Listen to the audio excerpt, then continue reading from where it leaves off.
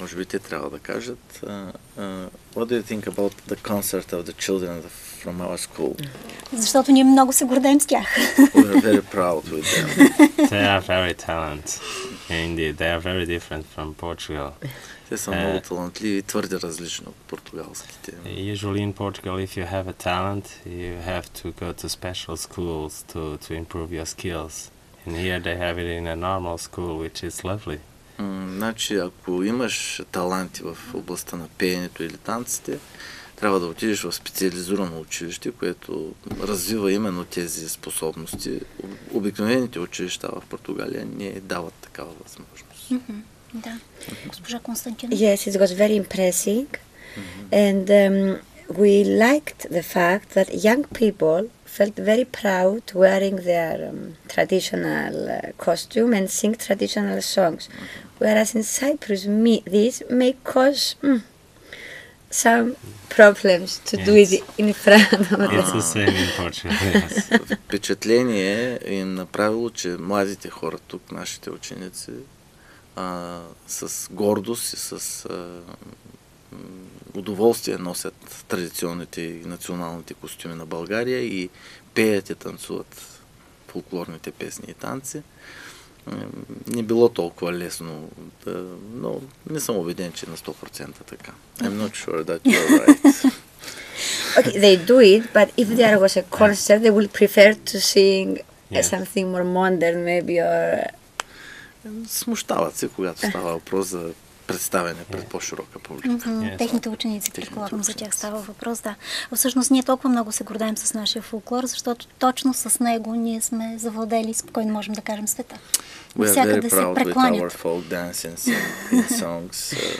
пред нашия фолклор. We have a lot of presentation in all the world and we are very famous only with the folklore. Господин Гецов, въпрос към вас. Ако трябва да направим паралел между нашата образователна система и образователните системи в другите държави, какво бихте могли вие да кажете като преподавател, като педагог? Значи, образователните системи по принцип не са до такава степен различни, че да поставите някаква категорична разлика.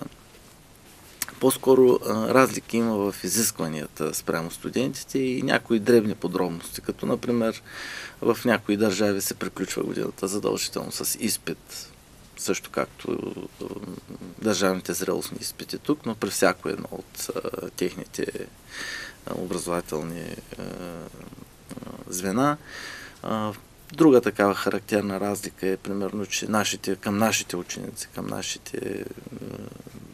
това са изискванията за текущи оценки, за крайна оценка през годината. При тях не е точно така. Има разлики. Но като цяло, по отношение на възпитанието, на образованието, на изискванията, вие поне не може да се оплачем. Да теглите чертата и да теглим чертата или да кажем, не, това не може да бъде така или не може да бъде възприето, не мога да го помисля дори. Интересно е да срещнеш колеги и да обмениш мисли, пък било то върху по-тривиални неща, примерно взаимоотношенията между родители и учители, поведението на учениците в училище и извън него. Но децата, пак казвам, са изключително интересни, емоционални и голямо удоволствие беше за мен да се срещна с тях. Голямо удоволствие. Да. Още повече, че както и в началото на... to meet your students. They are very nice. Още повече, както в началото и госпожа Константино каза, рамките просто и границите постепенно с годините отпадат и ние действително...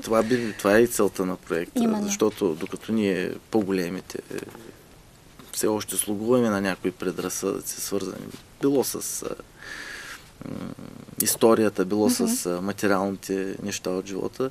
Децата са свободни по отношение на тези неща и най-лесното и най-приятното за тях е да израснат без предразсъдъци, без нещо, което им трябва да им бъде внушавано през цялото време, че някой е такъв или друг не.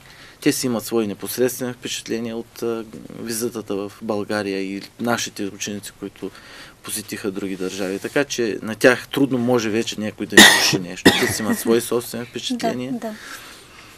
Убеден съм в успеха на този проект. Благодаря много на госпожа Константина, господин Паниер, това беше една страхотна възможност за нашето училище да демонстрира способностите на нашите ученици.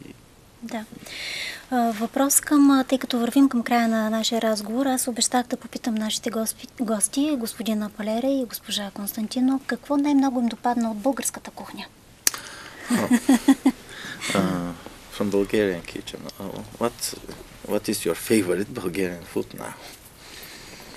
Is it our kitchen so different from yours? The breakfast for sure.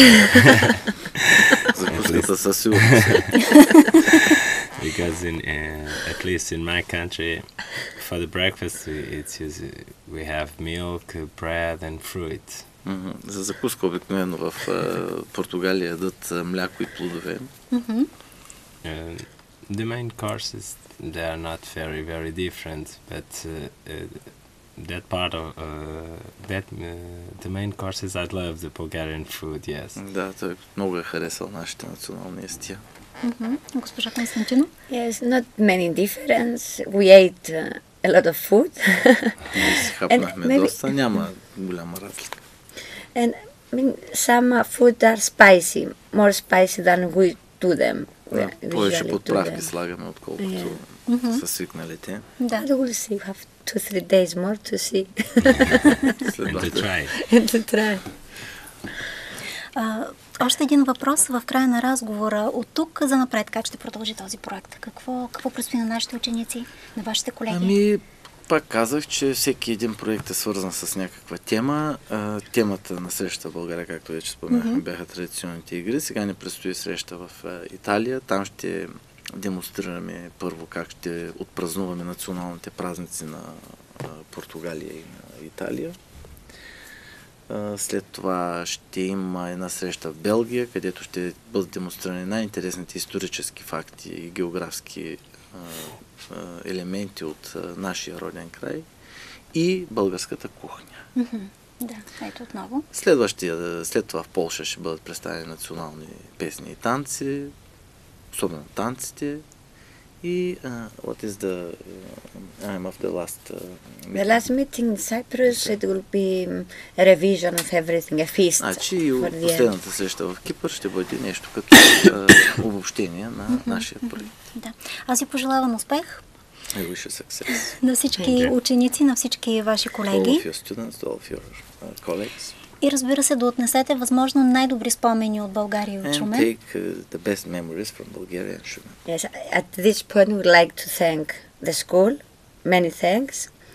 Of course, Tondor and all the team. They are very, very nice with us. The students, the teachers were very, very happy. Maybe we'll stay some days more. And also the families who And the families, our students yes. who would like to Изключително добре, висока оценка получава екипа и най-вече семействата, които показаха едно невероятно гостоприемство. Самите деца просто се чувстват щастливи, се чувстват добре.